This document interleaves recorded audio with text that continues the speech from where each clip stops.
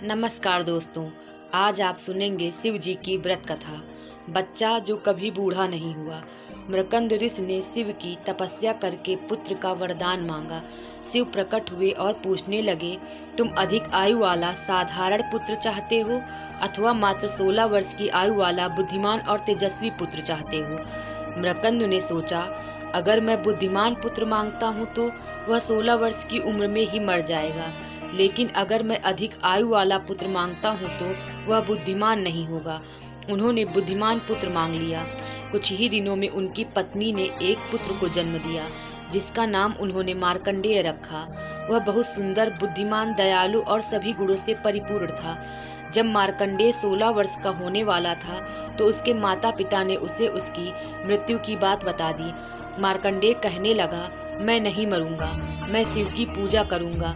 उसने हर दिन शिव की पूजा करनी शुरू कर दी। उसके 16वें जन्मदिन पर यमराज उसे लेने आ पहुँचे। मार्कंडेय ने उनसे कहा, मुझे अपनी पूजा समाप्त कर लेने दो। यम नाराज हो गए और उन्होंने उसके ऊपर यमपाश फेंका।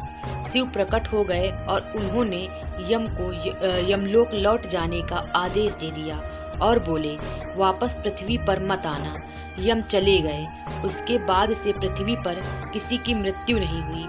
पृथ्वी पर आबादी बहुत बढ़ गई। देवी पृथ्वी शिव के पास गई और कहने लगी, मैं इतना भार नहीं उठा सकती, कृपया यमराज को पृथ्वी पर भेजिए। जब शिव ने इनकार किया तो वह सहायता के लिए पार्वती के पास पहुंची। पार्वती ने भी शिव से अनुरोध किया तो शिव बोले, यमराज ने मेरे भक्तों का अपमान किया था। पार्वती ने कहा, किंतु आपने ही तो कहा था कि मार्कंडेय 16 वर्ष से अधिक नहीं जिएगा, इसीलिए यमराज उसे लेने गए थे। शिव निरुत्तर हो गए।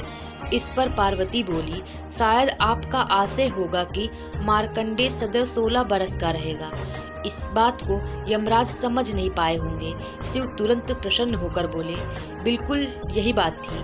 उन्होंने तुरंत यमराज को पृथ्वी पर जाने की अनुमति दे दी और मार्कंडेय सदैव 16 वर्ष का ही रहा। बोलो भगवान भोलेनाथ की जय।